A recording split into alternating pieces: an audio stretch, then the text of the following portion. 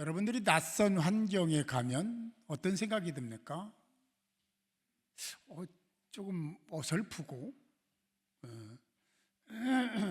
자기에게 맞지 않는 옷을 입은 것 같은 느낌을 받을 때가 있습니다. 우리는 대부분 이 공동체에 늘어오지만 다른 교회 가거나 다른 상황이나 환경 만나면 그럴 때가 종종 있습니다.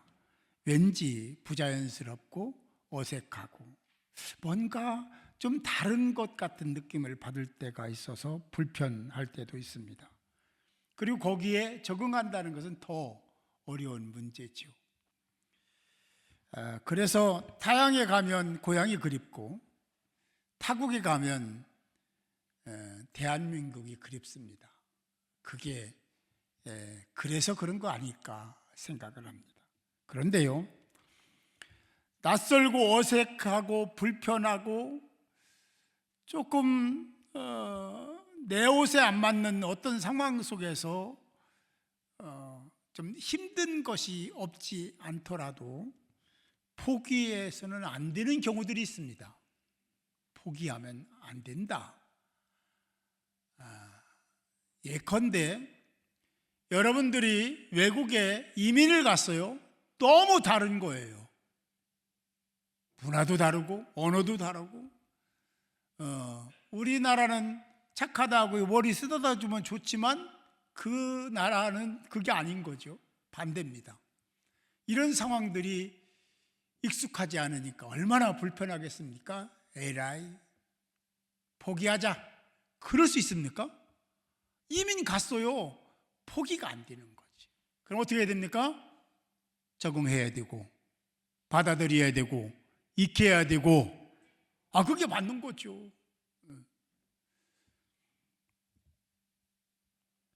오늘 본문에 조금 어색한 장면이 나옵니다. 조금 거북스럽기까지 한 말입니다. 바울 자신이나 당시 성도들의 입장에서 보면 그렇게 느낄 수 있는 말을 기록하고 있습니다. 그것은 다른 말이 아니라 빚진 자라는 말입니다. 빚진 자. 14절에 말씀합니다. 헬라인이나 야만인이나 지혜 있는 자나 어리석은 자에게 다 내가 빚진 자라.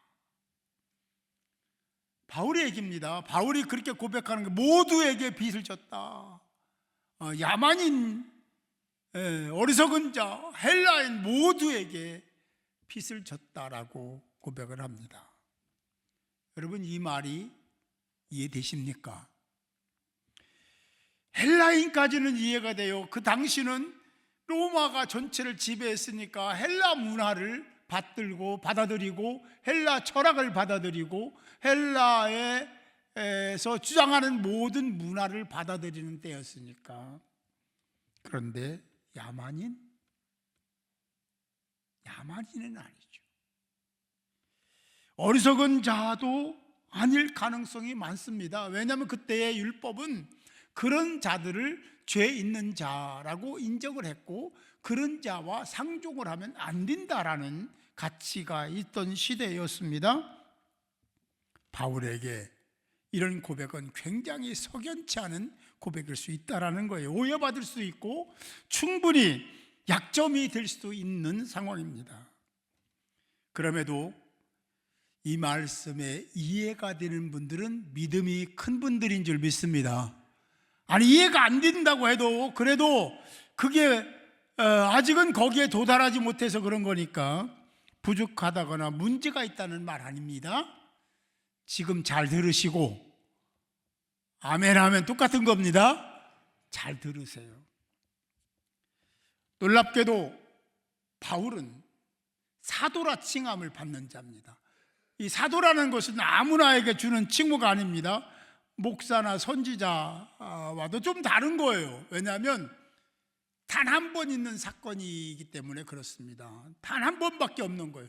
예수님이 직접 사사한 자들을 가리켜서 그 중에 일부 예수님의 제자들, 특별한 제자들만 사도로 인정을 받았는데 바울은 그때 예수님의 제자가 아니었습니다. 그런데 그가 사도로 인정을 받습니다.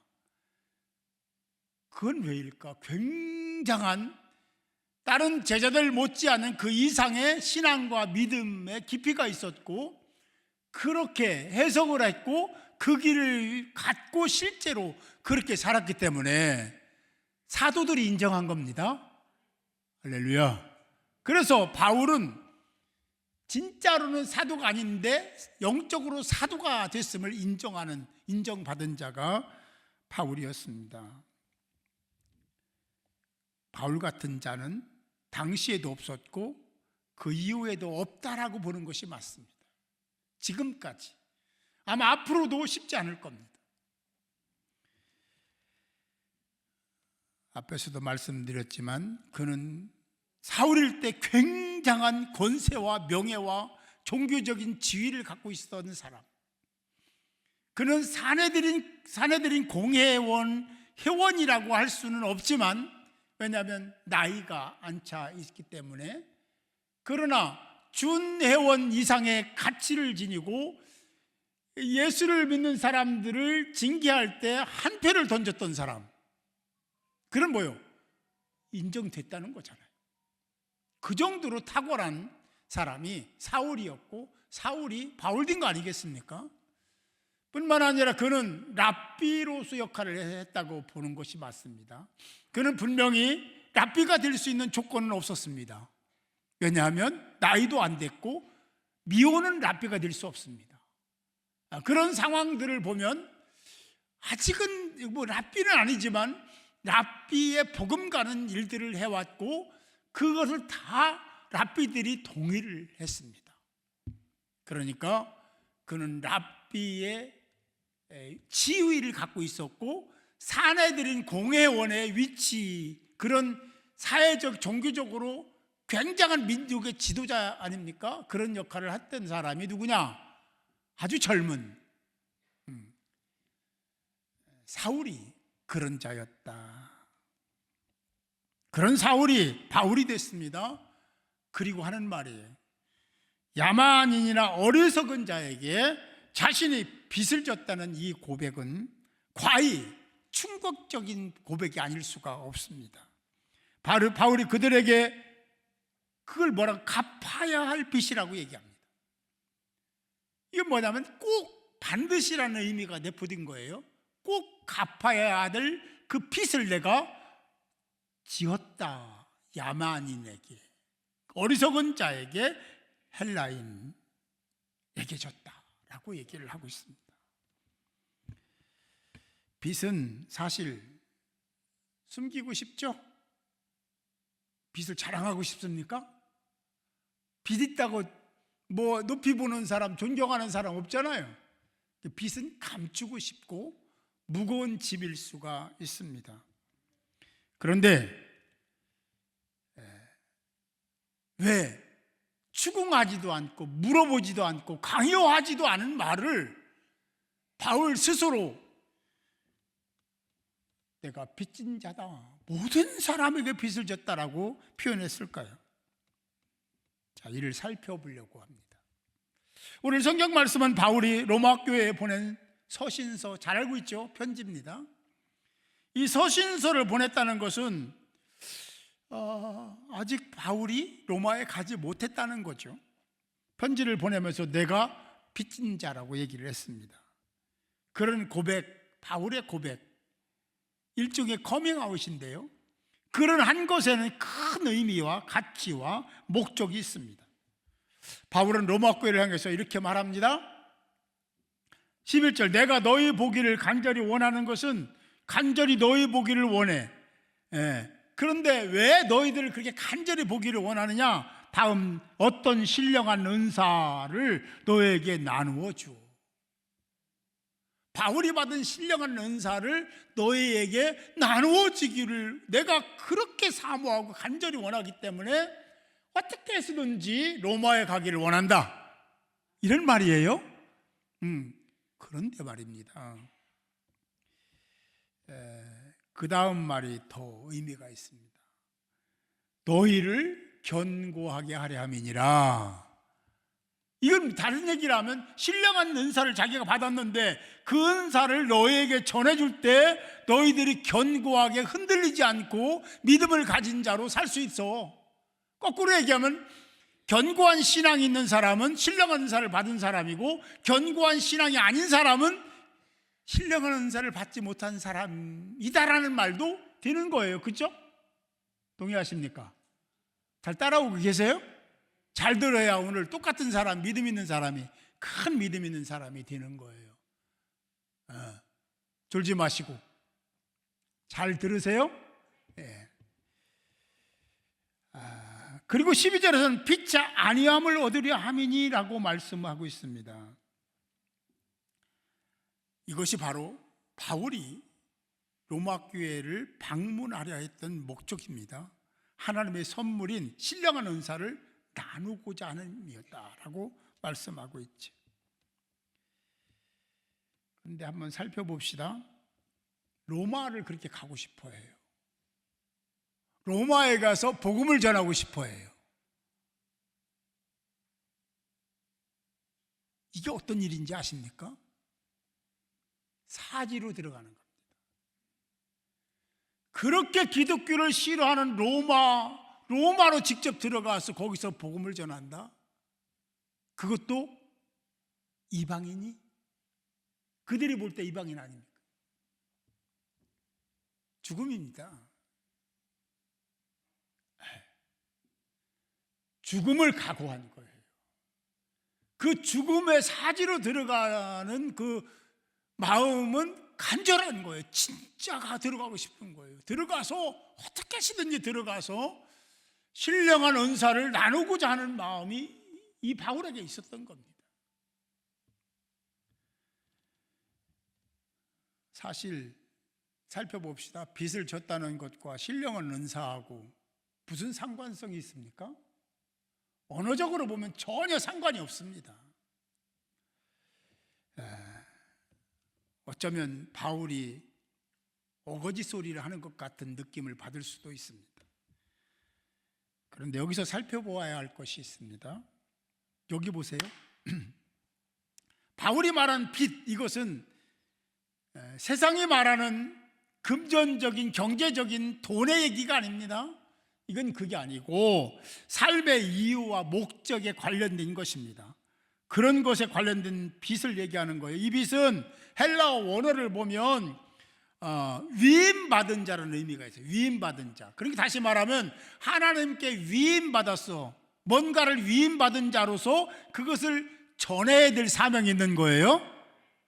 우리가 은사를 받으면요, 은사를 받으면 자기를 위해 사용해요.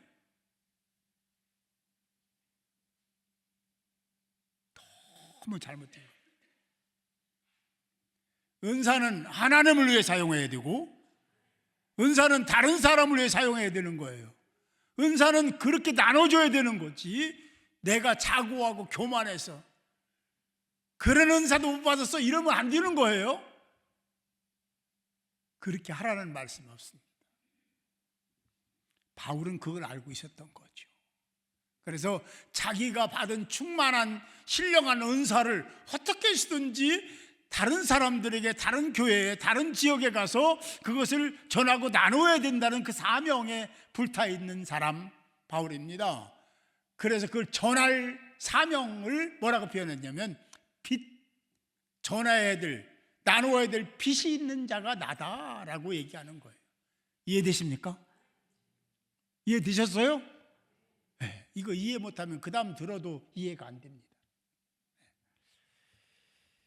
다시 말씀드리면 하나님이 은사를 주신 것은 나누라고 주신 것이다. 할렐루야. 너 혼자 내가 신유의 은사를 받았어,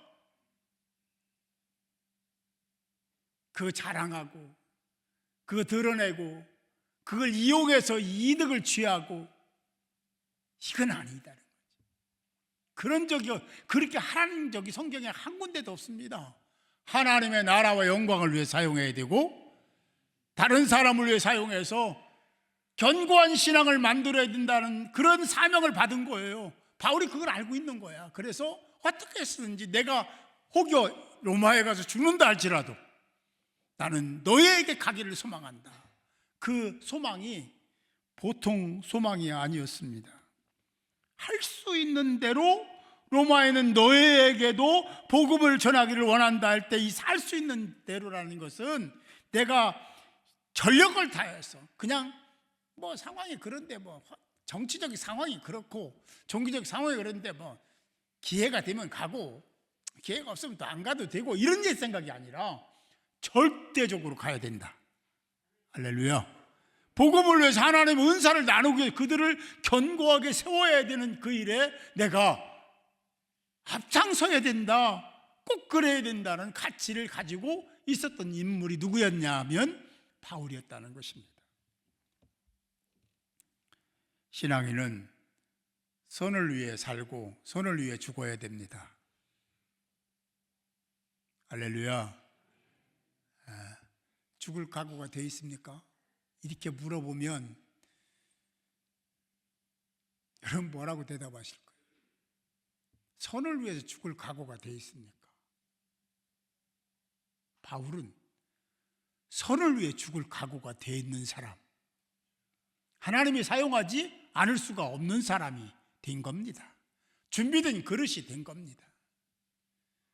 하나님은 그를 크게 사용하셨고 많은 교회를 세우셨고 그 세워진 지역에 이 팔레스틴과 지중해 연안에 세워진 그 교회들이 전 세계로 퍼져나갔음을 믿으시기 바랍니다. 그래서 여러분들이 천국 백성이 될 수 있었던 것입니다. 그러면 어떤 자세로 신앙생활해야 되는가? 16절에 보니까 이렇게 말씀을 내가 복음을 부끄러워하지 아니하노니 이것이 시작됐습니다. 여러분 그때에도 복음을 부끄러워하는 사람들이 있었습니다. 지금도 지금 더 많은지도 모릅니다. 자기가 그리스도인이라는 것을 밝히지 않습니다. 얘기하지 않아요. 사람들이 그래, 나는 그리스도인이라고 내가 얘기 안 했을 뿐이지 안 믿는다고는 안 했지, 나는 여전히 신앙인이지 그리스도인이지 라고 할지 모르지만 말 안 한 거나 감춘 거나 똑같은 겁니다. 아닐까요? 내가 그리스도인임을 드러내지 않았다면 그걸 말하지 말을 기회를 어떻게 쓰든지 그 기회를 봐서 내가 신앙인이라고 얘기 안 했다면 감춘 것과 똑같은 겁니다. 할렐루야. 이걸 이해 못하면 얘기 안 할 거예요. 저는 어디 가서도 제가 어떤 불이익을 당해도 저는 그리스도인임을 목사임을 얘기합니다. 반드시 합니다. 그런데 크게 불이익 당한 적이 없습니다. 하나님이 하시는 거예요. 바울은요 자기가 받은 은사를 그렇게까지 생명 걸고 가서 전할 이유가 어디 있겠습니까? 하나님이 하시려면 거기에 누구 한 사람에게 은사를 부어서 하실 수도 있는 거잖아요. 이렇게 해석할 수도 있는 거예요. 근데 바울은 전혀 그러지 않습니다. 그래서 전력을 다해서 힘을 다해서 생명 다해서 내가 너희의 그 가기를 원한다. 내가 우물딱저물딱 한 게 아니야. 그냥 대충 적당히 보는 게 아니고 꼭 가려고 그래. 사실 그랬고요. 그리고 이어서 말합니다. 내가 복음을 부끄러워하지 아니하노니 이 복음은 모든 믿는 자에게, 모든 믿는 자입니다. 헬라인이나 유대인이나 야만인이나 다 합니다. 구원을 주시는 하나님의 능력이 됩니다. 할렐루야. 이 바울이 굉장히 중요한 게 있어요. 여러분도 똑같아요. 뭐냐면 하나님의 은혜, 십자가의 은혜, 그 dynamis 능력으로 구원받았어요. 누가? 바울이. 사울이 그래서 바울 된 거 아니겠습니까? 그 은혜를 잊지 못하는 거예요. 여러분도 있겠지만 저도 그게 있어요. 하나님의 은혜, 갚을 수 없는 그 은혜, 그 은혜가 있기 때문에 저도 목회를 하고 있고, 오랜 동안 목회 안 하려고 도망다녔던 사람이 단 한 번도 목회한 걸 후회함이 없이 그렇게 안 하려고 했잖아요. 목회자가 된 다음에 목회자 된 것을 후회한 적이 없습니다. 앞으로도 그러고 싶어요. 이 바울은 그 은혜, 자신도 그 능력에 의해서 예수님을 만나고 복음을 듣고 사도가 되었는데 하나님 그 은혜를 잊지 못하는 거예요. 그래서 하나님이 원하시는 것을 위해서는 내 생명이 귀한 것이 아니라 하나님 말씀이 귀한 거다, 신령한 은혜를 나누어야 된다 하는 그 목적을 가지고 로마로 가기를 그렇게 소망했다라는 것입니다. 여기서 부끄러워하다라는 의미를 우리가 헬라적으로 살펴보면 수치스럽게 생각할 정도의 그런 모습을 얘기합니다. 그래서 남들과 어울려서 식사하러 가면 나는 기도 안 하죠. 속으로 합니다. 왜? 딴 사람이 다 기도 안 하고 먹거든요.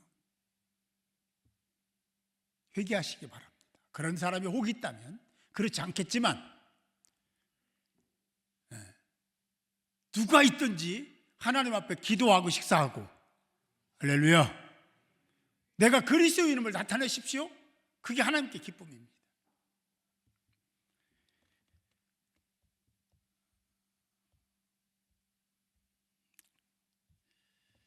바울은 그렇게 로마에 가기를 소망했습니다. 로마에서 십자가를 전하는 것은 굉장히 어리석은 것으로 치부하던 때입니다. 종교적, 시대적, 문화적으로 말입니다. 그런데 바울은 유앙겔리온, 기쁜 소식을 전하는데 주저하지 않았습니다. 그 복음이 자신도 그랬거니와 다른 사람을 변화시키는 능력, 디나미스라고 믿었기 때문에 그렇게 유치한 변론을 하지 않았습니다. 십자가에 대한 믿음은 분사형으로 쓰였는데요, 이게 무슨 말이냐면 단순히 어떤 과거의 어떤 사건이 아니라 계속해서 지속적으로 문화와 사회와 종교를 이끌어가는 그 지효를 초월해서 믿는 자에게 모두 주어져야 된다는 가치를 지닌, 그렇게 이어져야 된다는 목적을 가지고 분사형 문법을 쓰고 있다라는 거, 하나님이 쓰신 거죠.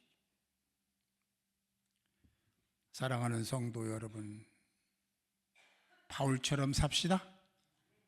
이 사순절에 결심하고 결단해 그거 아니겠습니까? 하나님이 살아계신 것을 믿는다면, 진짜 천국 백성으로 살기를 원한다면, 이 다음에 이 세상을 떠난 다음에 저 천국에서 영원토록 사는 그 세계를 기대하신다면 바울처럼 누구에게나 복음을 전하는, 예수를 자랑하고 십자가를 증거하는 복된 자들이 되어야 할 줄 믿습니다. 두려움이 있을 겁니다. 망설임도 있을 겁니다. 그러나 믿음으로 이겨야 됩니다. 기도할 수 있기를 바랍니다. 성령이 도와주실 줄 믿습니다. 그것이 바로 사람을 구원시키고 심지가 견고한 자가 돼서 주신 사명을 감당하는 통로가 된다면 기꺼이 바울처럼 그래야 된다. 그것이 사람을 살리는, 공동체를 살리고 나라를 살리는 역할을 하는 거다 하는 생각을 해야 됩니다.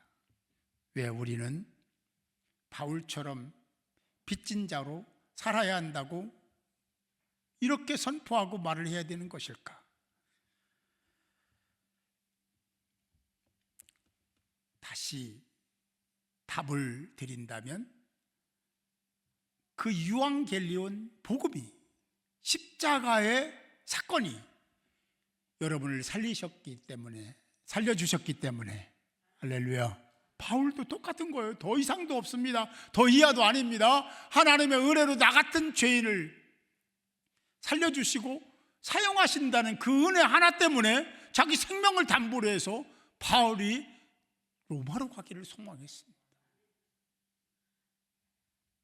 그런데 지금 아직까지는 생명까지 담보하는 일은 없습니다. 그러면 해야 되는 거 아닐까? 여러분, 입양자를 우리가 입양시키잖아요. 입양하셨습니까?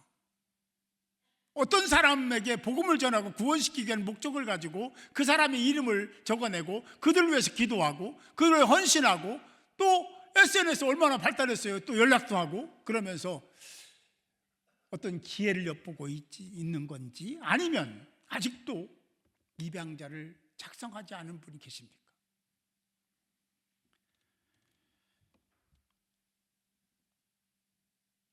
왜 우리가 바울처럼 빚진 자로 살아야 하는가? 실제로 우리가 복음의 빛을 졌기 때문에 그렇습니다. 반드시 그래야 됩니다. 꼭 그래야 됩니다. 대충 적당하게 어슬렁거리며 시대를 타고 이렇게 거기에 넘실거림을 따라서 그렇게 가면 안 됩니다. 우리는 그냥 십자가를 향해서 할렐루야, 주가 걸어가신 그 길을 담대히 걸어가는 하나님의 사람들이 되어야 될 줄 믿습니다. 사랑하는 성도 여러분, 바울은 로마인도 아니요, 로마에 가본 적도 없고 그들에게 어떤 유익을 취한 적도 없습니다. 다만 그럼에도 불구하고 그는 영적으로 하나님의 은혜를 생각하며 로마에 내가 빚을 졌다고 선포를 하고 있습니다. 그 이유는 단 하나입니다. 예수 그리스도의 은혜가 너무 크고 넓고 깊고 광대하기 때문에 그 은혜의 사명을 전하지 않고는 견딜 수 없는 마음이 이 내면에 있는 거예요. 성령의 음성인 줄 믿습니다. 우리가 그래야 되지 않겠습니까? 사순절 우리가 복음을 받은 자로 바울처럼 빚진 자의 마음, 자세, 태도를 가지고 다시 거듭나야 되는 계절이 사순절입니다. 바울처럼 복음의 빚진 자가 신앙의, 믿음의 정체성임을 확신하시고 당당하게, 담대하게 복음을 위해서 사는 복된 자들이 모두 되시기를 주님의 이름으로 축복합니다.